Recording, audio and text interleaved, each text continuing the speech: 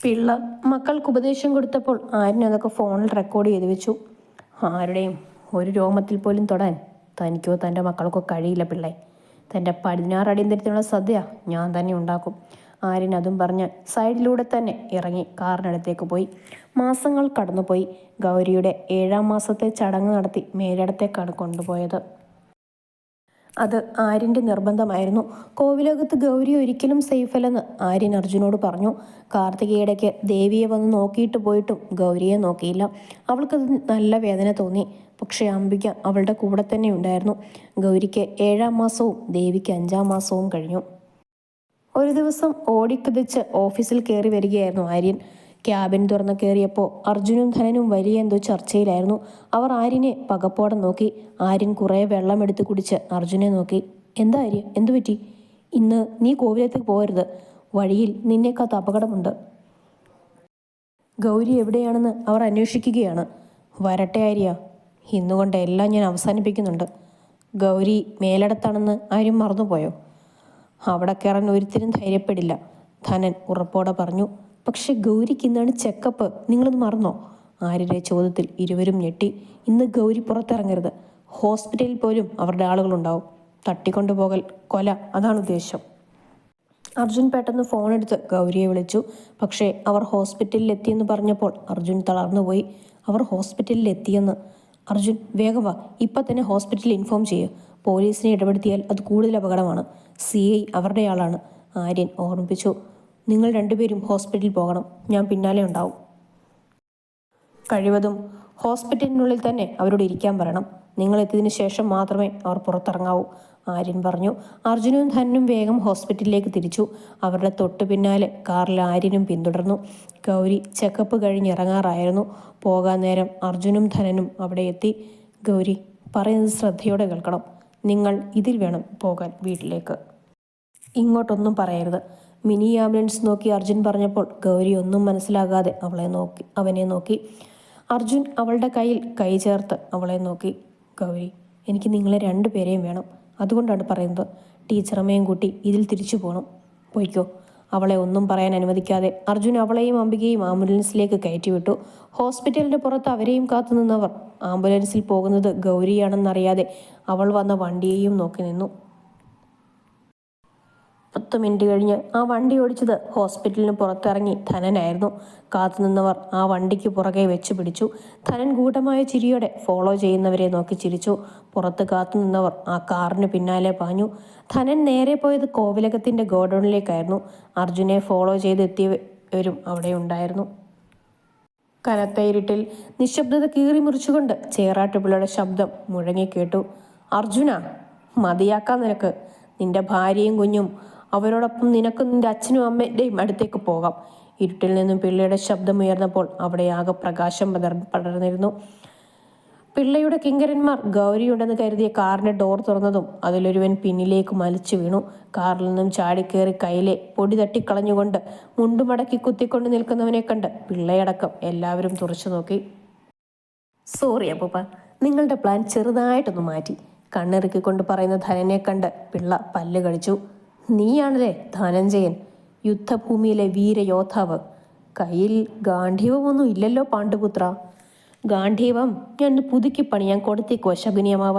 തൽക്കാലം ആയുധബലം എനിക്ക് ആവശ്യമില്ല. ധനൻ അതും പറഞ്ഞ് തൻ്റെ നേർക്ക് പാഞ്ഞു വരുന്ന ഒരുത്തിനെ കറക്കിയെടുത്ത് നിലത്തടിച്ചു. പിള്ള ഞെട്ടി പിന്നോട്ട് നീങ്ങി. അവൻ്റെ ദൃഢമായ ശരീരത്തിലെ മുറുകിയ പേശികൾ അയാളെ കുറച്ചു ഭയപ്പെടുത്തി. 2012 നാഷണൽ ലെവൽ റെസ്ലിംഗ് ചാമ്പ്യനാണ് മുത്തശ്ശ ധനൻ. അർജുൻ അവൻ്റെ അടുത്തേക്ക് വന്നതുകൊണ്ട് കണ്ണിറുക്കിക്കൊണ്ട് പറഞ്ഞപ്പോൾ പിള്ള പകയോടെ അവനെ നോക്കി. ഓ, ആരാലും പിള്ളയുടെ കൈ കൊണ്ട് തന്നെ തീരും. ദാസ, പോയി തീർക്ക് രണ്ടിനെയും. അയാൾ മകനോട് ആക്രോശിച്ചപ്പോൾ അയാൾ അരയിൽ തിരികിയിരുന്ന കത്തി ഉയർത്തി അർജുന് നേരെ പാഞ്ഞെടുത്തപ്പോൾ അർജുൻ അയാളെ ചവിട്ടി വീഴ്ത്തി. പിന്നെ ആകെ സംഘട്ടനമായിരുന്നു. എതിരാളികളെ രണ്ടുപേരും നേരിട്ട് കൊണ്ടു നിന്നപ്പോൾ അർജുനു നേരെ കത്തിയുമായി പാഞ്ഞെടുത്ത പിള്ളയെ ഇരുവരും ശ്രദ്ധിച്ചില്ല. അർജുൻ! ധൻ പകപ്പോടെ അവനെ വിളിച്ചതും അകന്നു മാറാനാകും മുന്നേ കത്തിയുമായി പിള്ള അർജുൻ്റെ അടുത്തേക്ക് നീങ്ങിയിരുന്നു. എന്നാൽ അർജുനെ തള്ളി മാറ്റി ആരിനിടക്ക് കയറിയപ്പോൾ അവൻ്റെ വയറിൽ ആ കത്തി തുളഞ്ഞു കയറി. പിള്ള പകപ്പോടെ അവനെയും വയറിലേക്കും നോക്കി. ധനന്റെ ഫ്രണ്ട് കൂടിയായ DCP ശ്യാമോഹൻ കൂടെയുള്ള പോലീസുകാരുമായി അവിടെ എത്തുമ്പോൾ കണ്ടത് ആ കാഴ്ചയായിരുന്നു. തെളിവോടെ പിള്ളയുടെ കയ്യിൽ നിന്നും കത്തി വാങ്ങി കൂടെയുള്ളവരെ കൂടി അറസ്റ്റ് ചെയ്തു. ഗൗരിയെ കൊണ്ടുപോയ ആംബുലൻസ് തിരിച്ച് അവിടെ എത്തിയിരുന്നു. അതിൽ ആര്യനെ കയറ്റി ഉടനെ തന്നെ അവർ ഹോസ്പിറ്റലിലേക്ക് പോയി. വേദന കൊണ്ട് പിടയുന്ന ആര്യനെ അർജുൻ കരഞ്ഞുകൊണ്ട് കയ്യിൽ മുറുക്കി പിടിച്ചിരുന്നു. അർജുൻ, ഒന്നുമില്ലടാ, ഗൗരിയോട് പറയണം എന്നെ വെറുക്കരുതെന്ന്. ഇടമുറിഞ്ഞ വാക്കുകൾ ആര്യയിൽ നിന്നും പുറത്തു വന്നുകൊണ്ടിരുന്നപ്പോൾ ധനൻ അവൻ്റെ വാ പൊത്തിപ്പിടിച്ചു. നിനക്കൊന്നും പറ്റില്ല ആര്യ. നീ ചെയ്ത തെറ്റിനൊക്കെ എൻ്റെ ജീവൻ രക്ഷിച്ച് നീ പ്രായശ്ചിത്തം ചെയ്തില്ലടാ. വേഗം ഹോസ്പിറ്റലിലെത്തും. സംസാരിക്കണ്ട. അവൻ്റെ മുറിവിൽ നിന്നും നിൽക്കാതെ രക്തം വരുന്നത് കണ്ട് നെഞ്ചു നീറിക്കൊണ്ട് അർജുൻ പറഞ്ഞു. വേഗം, ധനൻ ഡ്രൈവറോട് പറഞ്ഞു. ധനൻ മുണ്ടുകീറി അവൻ്റെ വയറ്റിൽ കെട്ടിവെച്ചിട്ടുണ്ട്. ആര്യൻ പുഞ്ചിരിയോടെ ഇരുവരെയും നോക്കി. അവൻ്റെ പുഞ്ചിരി ഇരുവരെയും ഭയപ്പെടുത്തുന്നുണ്ടായിരുന്നു. അവനൊന്നും പറ്റരുതെന്ന് ഇരുവരും ആത്മാർത്ഥമായി പ്രാർത്ഥിച്ചു. ഹോസ്പിറ്റലിൽ എത്തിയ ഉടനെ അവനെ ഓപ്പറേഷൻ തിയേറ്ററിലാണ് കയറ്റിയത്. മുറിവിൻ്റെ ആഴം വലുതാണെന്ന് ഡോക്ടർ പറഞ്ഞു. അമിതമായ ബ്ലീഡിംഗ് ഉണ്ടായിരുന്നു. ഉടനെ സർജറി വേണമെന്നും എന്തും സംഭവിക്കാമെന്നും പറഞ്ഞ് സമ്മതപത്രം ഒപ്പിട്ട് വാങ്ങി. അതിലൊപ്പിടുമ്പോൾ അർജുൻ്റെ കൈ വിറയ്ക്കുന്നുണ്ടായിരുന്നു. ആര്യനില്ലായിരുന്നുവെങ്കിൽ ഇന്നെല്ലാം ഇല്ലാതാവുമായിരുന്നു. ഗൗരി, തങ്ങളുടെ കുഞ്ഞ്. അർജുൻ മുഖം പൊത്തിയിരുന്നപ്പോൾ ധനൻ അവനെ തന്നോട് ചേർത്ത് പിടിച്ചു. ധനൻ വിശ്വനാഥിനെ മാത്രം വിവരം അറിയിച്ചു. ഗൗരിയും ദേവിയും ഈ അവസ്ഥയിൽ ഒന്നും അറിയരുതെന്ന് അവൻ ഓർമ്മിപ്പിച്ചു. വിശ്വനാഥൻ വസുന്ധരയോട് കാര്യം പറഞ്ഞ് മാഷിനെയും കൂട്ടി ഹോസ്പിറ്റലിലേക്ക് തിരിച്ചു. എങ്ങോട്ടാ അമ്മായി? അമ്മാവൻ അച്ഛനെയും കൂട്ടി തിരക്കിട്ട് പോയത്? അർജുനും ധനേട്ടനെന്താ കോൾ എടുക്കാതെ? ഗൗരി സംശയത്തോടെ ചോദിച്ചു. വസുന്ധരയൊന്ന് വിയർത്തു. എന്തു പറയും? അത് വരുന്ന വഴിക്ക് ആര്യനൊരു ആക്സിഡൻറ്റ്. അവൻ ഹോസ്പിറ്റലിലാണെന്ന്. കുഴപ്പമില്ലെന്ന് പറഞ്ഞു. അർജുനും ധനും അവിടെയാണ്. ഗൗരി ഞെട്ടി അവരെ നോക്കി. ആര്യനോ? കുഴപ്പമുണ്ടോ അമ്മായി? ഇല്ല കുട്ടി. വിവരം അറിഞ്ഞ് മഹിയേട്ടനും ഏട്ടനും കൂടി പോയതാ. ഓരോന്നോർത്ത് BP കൂട്ടല്ലേ കുഞ്ഞെ. വസുന്ധര അവളെ സമാധാനിപ്പിച്ചു. പക്ഷെ ദേവിക്ക് എന്തൊക്കെയോ പൊരുത്തക്കേടുകൾ തോന്നിയിരുന്നു. അതുപോലെ അംബികയ്ക്കും. 4 മണിക്കൂർ പിന്നിട്ടു. ആര്യൻ്റെ വിവരം ഒന്നും അറിഞ്ഞില്ല. ഇതിനിടയിൽ ബ്ലഡ് അറേഞ്ച് ചെയ്യാൻ നേഴ്സ് വന്നു പറഞ്ഞു. ധനനും ആര്യനും ഒരേ ഗ്രൂപ്പായതിനാൽ ധനനാണ് ബ്ലഡ് കൊടുത്തത്. ചോരപ്പാടുകൾ പുരണ്ട ഷർട്ട് നോക്കി അർജുൻ ഒരേ ഇരിപ്പിരുന്നു. മാഷും വിശ്വനാഥനും അവിടെ നിന്നെങ്കിലും വീട്ടിലെ ആണുങ്ങൾ ആരുമില്ല എന്ന് പറഞ്ഞ് ധനൻ വൈകുന്നേരമായപ്പോൾ അവരെ നിർബന്ധിച്ച് പറഞ്ഞു വിട്ടു. ഏകദേശം 6 മണിയാകാറായപ്പോൾ സർജറി കഴിഞ്ഞ് ഡോക്ടർ പുറത്തേക്ക് വന്നു. ഡോക്ടർ, ആര്യൻ? ധനൻ ആകുലതയോട് ചോദിച്ചു. ഞങ്ങളെക്കൊണ്ട് കഴിയാവുന്നതെല്ലാം ചെയ്തിട്ടുണ്ട്. പക്ഷേ ആ പക്ഷിയിൽ കുടുങ്ങിക്കിടക്കുകയായിരുന്നു അർജുൻ. Praying for him. അവരെ നോക്കി പറഞ്ഞുകൊണ്ട് ഡോക്ടർ നടന്നകലെന്ന് നോക്കി തളർച്ചയോടെ അർജുൻ ചെയറിലിരുന്നു. ഡോക്ടറിൻ്റെ മുഖത്തെ നിരാശഭാവവും നിസ്സഹായതയും ആത്മവിശ്വാസമില്ലായ്മയും ധനൻ്റെ ഉള്ളിൽ എവിടെയോ ഒരു അകാരണമായ ഭയം മുറുകി തുടങ്ങി. അവനു വേണ്ടി പ്രാർത്ഥിക്കാനല്ലേ ഡോക്ടർ പറഞ്ഞത്? അതിനർത്ഥം മെഡിക്കൽ സയൻസിന് ചെയ്യാവുന്നതെല്ലാം ചെയ്തു എന്നല്ലേ? ഇനി ദൈവത്തിനെ അവനെ രക്ഷിക്കാൻ കഴിയൂ എന്നല്ലേ? ധനൻ തലയ്ക്ക് കൈ താങ്ങി അവിടെ ഇരുന്നു. വെറുപ്പായിരുന്നു അവനോട്. ഗൗരിയോട് അവൻ ചെയ്തു തോർക്കുമ്പോൾ പലപ്പോഴും കൊല്ലാൻ തോന്നിയിട്ടുണ്ട്. പക്ഷേ ഇപ്പോൾ അവൻ ജീവിതം ജീവിക്കാൻ ആഗ്രഹിച്ചു തുടങ്ങിയപ്പോൾ ജീവൻ തന്നെ തിരിച്ചെടുക്കാൻ ശ്രമിക്കുകയാണോ? വേണ്ട, അവൻ ജീവിക്കണം തങ്ങൾക്കൊപ്പം. അവനില്ലായിരുന്നെങ്കിൽ വലിയൊരു ദുരന്തം തന്നെ നേരിടേണ്ടി വരുമായിരുന്നില്ലേ? 3 പേരുടെ ജീവൻ രക്ഷിക്കാനാണ് അവൻ. ഒരുവൻ്റെ ജീവിതം ഇപ്പോൾ ഇങ്ങനെ തുലാസിൽ. ധനൻ മനസ്സിൽ പറഞ്ഞുകൊണ്ട് മുഖം പൊത്തിയിരുന്നു. അപ്പുറത്തിരുന്ന ഒരാളുടെ ഫോണിൽ നിന്നും കേട്ട ആ പാട്ടിൻ നെഞ്ചു നീറി. അകാരണമായ എന്തോ ഒന്ന് വരിഞ്ഞു മുറുക്കുന്നത് പോലെ ആര്യൻ്റെ മുഖം അവൻ്റെ മനസ്സിലൊരു നോവായി തെളിഞ്ഞു. പിന്നെയും ആ പാട്ടിൻ്റെ വരികൾ അവൻ്റെ ഹൃദയതാളം തെറ്റിക്കാൻ മുഴങ്ങിക്കേട്ടു. 5 മണിക്കൂറുകൾ പിന്നിട്ടു. രാത്രിയോടെ ആര്യന് ബോധം വീണു. അവൻ അപകടനില തരണം ചെയ്തുവെന്ന് ഡോക്ടർ പറഞ്ഞപ്പോൾ അർജുനും ധനനും ശ്വാസം നേരെ വീണു. ആര്യൻ്റെ അമ്മയെ വിവരം അറിയിക്കാമെന്ന് കരുതിയെങ്കിലും അവർ ഹോസ്പിറ്റലിൽ വന്ന് ബഹളം വെക്കുമെന്നും അവനെ കുത്തിയത് അർജുനോ ധനനോ ആണെന്ന് പറയുമെന്നും മാഷ് പറഞ്ഞപ്പോൾ അവൻ സംസാരിച്ചു തുടങ്ങിയിട്ട് അറിയിക്കാമെന്ന് അർജുൻ പറഞ്ഞു. 2 പേരും കരഞ്ഞപ്പോൾ അർജുൻ അവരെ ശാസിച്ചു. ഗൗരി, നിന്നോട് ചെയ്തതിനൊക്കെ സ്വന്തം ജീവൻ തന്നെ തുലാസിലാക്കൊണ്ട് ആര്യൻ പ്രായശ്ചിത്തം ചെയ്തു കഴിഞ്ഞു. മരണത്തിൻ്റെ വക്കോളം എത്തിയിട്ടാണ് അവൻ ജീവിതത്തിലേക്ക് തിരിച്ചു വന്നത്. ചേറാട്ടുള്ളവരുടെ കൂടെ നിന്ന് അവൻ വിവരങ്ങൾ ചോർത്തി തന്നില്ലായിരുന്നെങ്കിൽ പതിയിരിക്കുന്ന അപകടം നമ്മൾ അറിയില്ലായിരുന്നു. ഏതായാലും നന്നായി, എല്ലാം അവസാനിച്ചല്ലോ. അർജുൻ അത് പറഞ്ഞുകൊണ്ട് കുളിക്കാനായി കയറിപ്പോയപ്പോൾ ഗൗരി അതേ ഇരിപ്പിരുന്നു. ഇതേ സമയം അംബിക അന്ന് കണ്ട തിരുമേനിയെ കാണാൻ പോയിരുന്നു. അദ്ദേഹത്തോട് നടന്നതൊക്കെ പറഞ്ഞു. അന്നൊരു പക്ഷയിൽ തിരുമേനി എന്തോ പറഞ്ഞു നിർത്തി. അതിൽ നിന്നും ഞാൻ മനസ്സിലാക്കിയത് അർജുൻ എന്തോ അപകടം ഉണ്ടാകുമെന്നായിരുന്നു. പക്ഷേ ഇപ്പോൾ ആര്യനല്ലേ മരണത്തിൻ്റെ വക്കിലെത്തിയത്. ഇനിയും പരീക്ഷണങ്ങൾ ഉണ്ടാകുമോ എൻ്റെ മക്കൾക്ക്? അർജുൻ്റെ ജാതകത്തിൽ 29 വയസ്സിൽ ഭരണഭീതി ഉണ്ടായിരുന്നു. പക്ഷേ ഈശ്വരൻ അവൻ്റെ ആയുസ് നീട്ടി നൽകി. പകരം ആര്യൻ അത് ഏറ്റെടുത്തു. ഇനി അവർക്ക് പരീക്ഷണങ്ങളൊന്നും തന്നെയില്ല. എല്ലാം അവസാനിച്ചു.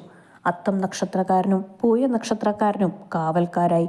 അവരുടെ ഇടവും വലവും ഉള്ളപ്പോൾ ആ സംരക്ഷണ കവചം ഭേദിക്കാൻ ആർക്കും സാധ്യമല്ല. അംബിക ധൈര്യമായി പോയിക്കോളൂ. വരാൻ പോകുന്നത് നല്ല കാലമാണ് എല്ലാവർക്കും.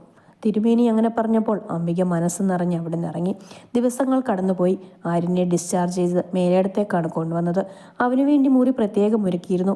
മുറിവുണങ്ങും വരെ ഇൻഫെക്ഷൻ ആകരുതെന്ന് ഡോക്ടർ പറഞ്ഞു. ആര്യൻ്റെ അമ്മ കരഞ്ഞു വിളിച്ചു വന്നു. അതിനിടയിൽ മറ്റുള്ളവരോട് ചീറാനും മറന്നില്ല. ആര്യൻ അമ്മയെ നിർബന്ധിച്ച് പറഞ്ഞു വിട്ടു. അവൻ്റെ കാര്യങ്ങൾ നോക്കാൻ വേണ്ടി അർജുൻ ഒരു ഹോം നേഴ്സിനെ ഏർപ്പാട് ചെയ്തു. പാവപ്പെട്ട വീട്ടിലെ കുട്ടിയായിരുന്നു ശ്രുതി. ആര്യനെ ബെഡിൽ എണ്ണീപ്പിച്ചിരുത്തിയിട്ട് അവൾ കഞ്ഞി കോരി കൊടുക്കുമ്പോഴാണ് ഗൗരി അകത്തേക്ക് വന്നത്. അവൾക്കിപ്പോൾ വയറൊക്കെ വെച്ചിട്ടുണ്ട്. 7-ാം മാസം തുടങ്ങുകയാണ്. ആര്യൻ്റെ മുഖം വേദന കൊണ്ട് ചുളുങ്ങുന്നുണ്ടായിരുന്നു.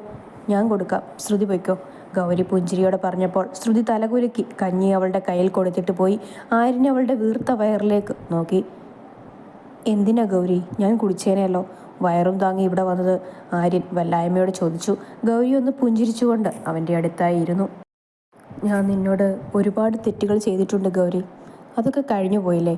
ആ തെറ്റിൽ നിന്നല്ലേ എനിക്ക് അർജുനെ കിട്ടിയത്, ഈ ജീവിതം കിട്ടിയത്. നിനക്ക് എന്നോട് വെറുപ്പില്ലേ ഗൗരി? എത്രയോ വട്ടം ഞാൻ നിന്നെ... ആര്യൻ പറഞ്ഞു നിർത്തി. പക്ഷേ ഒരിക്കലും എന്നെ കളങ്കപ്പെടുത്തിയിട്ടില്ലല്ലോ. പലവട്ടം ഒറ്റയ്ക്കായിരുന്നില്ല നമ്മൾ. ആര്യൻ അവളുടെ കണ്ണുകളിലേക്ക് നോക്കി. കഴിഞ്ഞത് കഴിഞ്ഞു. ഇനി ആര്യന് പുതിയ ജീവിതമാണ്. ഇപ്പം കണ്ടില്ലേ, ഒരു കുടുംബം മുഴുവനും കൂടെ നിൽക്കുന്നത്. ഈ സന്തോഷത്തിനപ്പുറം ഒന്നുമില്ല ആര്യൻ. ഞങ്ങളുടെ കുഞ്ഞുങ്ങളെ കളിപ്പിച്ച് അവരുടെ ഒരേ ഒരു അമ്മാവനാകാൻ ആര്യന് എന്നും ഉണ്ടാവണം. ഉണ്ടാവില്ലേ? അവൾ ചിരിയോടെ ചോദിച്ചപ്പോൾ അവനും ചിരിച്ചുപോയി. ഗൗരി തന്നെ അവന് കഞ്ഞി കോരിക്കൊടുത്തു. അപ്പോഴേക്കും ശ്രുതി തിരിച്ചു വന്നു. അവൾ അവൻ്റെ വായൊക്കെ കഴുകിപ്പിച്ചു കൊടുത്തു. 20 വയസ്സ് കഴിഞ്ഞതേ ഉള്ളായിരുന്നു ശ്രുതിക്ക്. മേല് കഴുകണോ? നീ എന്നെ ബാത്റൂമിലാക്കിയേക്ക്, ഞാൻ കഴുകിക്കോളാം. അത് പറ്റില്ല, ധനൻ സാർ വന്നിട്ടുണ്ട്. സാർ ഇപ്പോൾ വരാമെന്ന് പറഞ്ഞു. മുറിവ് നനയാതെ കുളിക്കാൻ എനിക്കറിയാം, ആര്യൻ വാശിയോടെ പറഞ്ഞു. കുത്തി കിട്ടിക്കിടന്നാലും നോക്കിനൊരു കുഴപ്പമില്ല. ശ്രുതി പിറുപിറുത്തുകൊണ്ട് അവൻ്റെ ഡ്രസ്സ് എടുത്ത് ബെഡിൽ വെച്ചപ്പോൾ ആര്യൻ അവളുടെ കയ്യിൽ പിടിച്ചു വലിച്ചിരുന്നു. ശ്രുതി പകപ്പോടെ അവനെ നോക്കി. നീ എന്താ ഇവ പറഞ്ഞ്? ഹോം നേഴ്സ് ആ പണി ചെയ്താൽ മതി, എൻ്റെ ഭാര്യ ചെയ്യാൻ നിൽക്കേണ്ട, ആര്യൻ ദേഷ്യത്തോടെ പറഞ്ഞുകൊണ്ട് അവളുടെ കൈ വിട്ടപ്പോൾ ശ്രുതി ഉമ്മിനീരിറക്കി അവനെ നോക്കി. സോറി, അവൾ തലകുനിച്ചുകൊണ്ട് പറഞ്ഞു. ടവൽ നടച്ച് തുടച്ചാൽ മതി, നാളെ സ്റ്റിച്ച് മാറ്റുമല്ലോ, അപ്പോൾ കുളിക്കാം. ആര്യൻ അത് പറഞ്ഞപ്പോൾ ശ്രുതി അവനെ താങ്ങിപ്പിടിച്ച് ബാത്റൂമിൽ കൊണ്ടുപോയി സ്റ്റൂളിലിരുത്തി. പിന്നെ ഒരു ബേസിനിൽ ചൂടുവെള്ളം ചൂടാക്കി കൊണ്ടുവന്ന് തോർത്ത് അതിൽ മുക്കി അവൻ്റെ മേലാകെ തുടച്ചു കൊടുത്തു. അവളുടെ മുന്നിൽ ഷോർട്സ് മാത്രം ഇട്ടുകൊണ്ടിരിക്കുന്നതിൽ അവന് നാണക്കേട് നോക്കി. പക്ഷേ അവൾക്കൊരു കൂസലുമില്ലായിരുന്നു.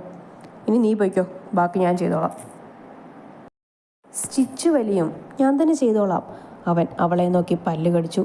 എന്നാൽ പിന്നെ ഈ ഷോർട്സ് ഊരി വേറെ ഇട്ടതാ, അവനെന്ന് പറഞ്ഞപ്പോൾ അവൾ വിളറി വെളുത്തുപോയി. ചമ്മി നിൽക്കുന്നവളെ കണ്ട് അവന് ചിരി വന്നു. ഇപ്പം മനസ്സിലായോ ഞാൻ പറഞ്ഞതിൻ്റെ അർത്ഥം? അവൾ തലയാട്ടിക്കൊണ്ട് വേറൊരു ഷോർട്സ് എടുത്തു കൊണ്ടുവന്ന് അവൻ്റെ ഷോൾഡറിലിട്ട് കൊടുത്തു. ഞാൻ പുറത്ത് നിൽക്കാം, വിളിക്കണേ, അവളത് പറഞ്ഞ് ഡോർ ചാരി വെളിയിൽ ഇറങ്ങി നിന്നു. ആര്യൻ ഷോർട്സ് മാറ്റി വേറെ ഇട്ടുകൊണ്ട് അവളെ വിളിച്ചു. ശ്രുതി അകത്ത് വന്ന് അവനെ താങ്ങി പിടിച്ചു. പക്ഷേ വെള്ളത്തിൽ കാല് സ്ലിപ്പായി അവൻ വീഴാൻ പോയതും ശ്രുതി പെട്ടെന്ന് പിടിച്ചു. പക്ഷേ അവൻ്റെ ശരീരത്തിൻ്റെ ഭാരം താങ്ങാനാവാതെ അവൾ ചുമരിലിടിച്ചു നിന്നപ്പോൾ ആര്യൻ അവളുടെ മേലേക്ക് അമർന്നു. അവൻ്റെ ചുണ്ടുകൾ അവളുടെ കഴുത്തിലമർന്നപ്പോൾ ശ്രുതി വിറങ്ങലിച്ചു പോയി. ആര്യനും വല്ലാത്ത പകപ്പിലായിരുന്നു. പെട്ടെന്ന് മുറിവ് പരിഞ്ഞ് വേദന വന്നപ്പോൾ ആര്യൻ വയറിൽ കൈവച്ച് വിളിച്ചുപോയി. ശ്രുതി പെട്ടെന്ന് അവനെ താങ്ങിപ്പിടിച്ച് ബെഡിൽ കൊണ്ടിരുത്തി. അവളുടെ ദേഹമാകെ വിറയ്ക്കുന്നുണ്ടായിരുന്നു. കഴിഞ്ഞുപോയ നിമിഷത്തിൻ്റെ ഹാങ് ഓവറിലായിരുന്നു അവളിപ്പോഴും. മരുന്ന് കഴിപ്പിച്ച് ആര്യനെ കിടത്തിയിട്ട് ശ്രുതി പെട്ടെന്ന് തന്നെ മുറിവിട്ടുപോയി. അവൾക്ക് കൊടുത്ത റൂമിൽ കയറി വാതിലടച്ചു.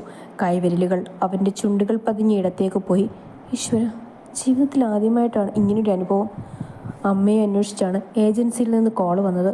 അമ്മയ്ക്ക് ശ്വാസം മുട്ടൽ കൂടി ആയതുകൊണ്ട് താൻ പോകാമെന്ന് പറഞ്ഞത്. ചെറുപ്പക്കാരനാണെന്ന് പറഞ്ഞപ്പോൾ അമ്മ ആവുന്നത്ര എതിർത്തതാണ്. പക്ഷേ താനാണ് ഇറങ്ങി തിരിച്ചത്. വീട്ടിലെ സാഹചര്യം കൊണ്ടാണ് ഇറങ്ങിയത്. മനഃപൂർവ്വം ചെയ്തതല്ല ആള്. വീഴാൻ പോയപ്പോൾ പറ്റിയതാണ്. ശ്രുതി ഓരോന്നോർത്ത് കഴുത്ത് തുടച്ചു. ആര്യനും ആകെ ചമ്മിക്കിടക്കുകയായിരുന്നു. മനഃപൂർവ്വമല്ല, പറ്റിപ്പോയതാണ്. ഇനി എങ്ങനെ അവളുടെ മുഖത്ത് നോക്കും? അവൾ തെറ്റായി ധരിച്ചിട്ടുണ്ടാകുമോ? അർജുനും അംബികയും മേലേടത്ത് തന്നെയാണ്. ഗൗരിയെ വിട്ട് തനിച്ചു നിൽക്കാൻ അർജുന് പറ്റിയില്ല. ഗൗരിക്കിപ്പോൾ വല്ലാത്ത അസ്വസ്ഥതയാണ്. വയറ് താങ്ങിപ്പിടിച്ച് കിതപ്പോടെ നടക്കുന്നവളെ കാണുമ്പോൾ അർജുനും ഉള്ളു നോവും. ആ സംഭവത്തിന് ശേഷം ശ്രുതിക്ക് ആര്യൻ്റെ സാമീപ്യം വല്ലാത്ത വിറയിലുണ്ടാക്കും. ആര്യൻ പക്ഷേ അതൊക്കെ മറന്നിരുന്നു. ബി പിയിൽ വേരിയേഷൻ വന്നതുകൊണ്ട് തന്നെ ഡേറ്റിന് ഒരാഴ്ച മുൻപ് ഗൗരിയെ ഹോസ്പിറ്റലിൽ അഡ്മിറ്റ് ചെയ്തു. അംബികയാണ് അവൾക്ക് കൂട്ടിരുന്നത്. രാത്രിയാകുമ്പോൾ അർജുൻ വരുമ്പോൾ അംബിക വീട്ടിലേക്ക് പോരും. ഓരോ ദിവസം ചെല്ലുന്തോറും ഗൗരിക്ക് ഭയം കൂടി വന്നു. അത് അവളുടെ ബി പിയിൽ വ്യതിയാനം ഉണ്ടാക്കുകയും ചെയ്തു. ദേവിക്ക് 1 മാസം കൂടിയുണ്ട് ഡേറ്റിന്. ഗൗരിക്ക് പെയിൻ കൂടിയപ്പോൾ ലേബർ റൂമിൽ കയറ്റിയിരുന്നു. ധനനും അംബികയും മാഷും ഉണ്ടായിരുന്നു ഹോസ്പിറ്റലിൽ. നല്ല ഭേദമാകാത്തതുകൊണ്ട് തന്നെ അവന് യാത്ര ചെയ്യാൻ പറ്റില്ലായിരുന്നു. വെളുപ്പിന് 2 മണിക്ക് ഗൗരി ഒരു പെൺകുഞ്ഞിന് ജന്മം നൽകി. നേഴ്സ് പിങ്ക് കളർ ടവലിൽ പൊതിഞ്ഞുകൊണ്ട് കുഞ്ഞിനെ അർജുൻ്റെ കയ്യിലേക്ക് വെച്ചു കൊടുത്തു. കൈ വിറയലോടെ അവൻ കണ്ണു നിറച്ച് കുഞ്ഞിനെ നോക്കി.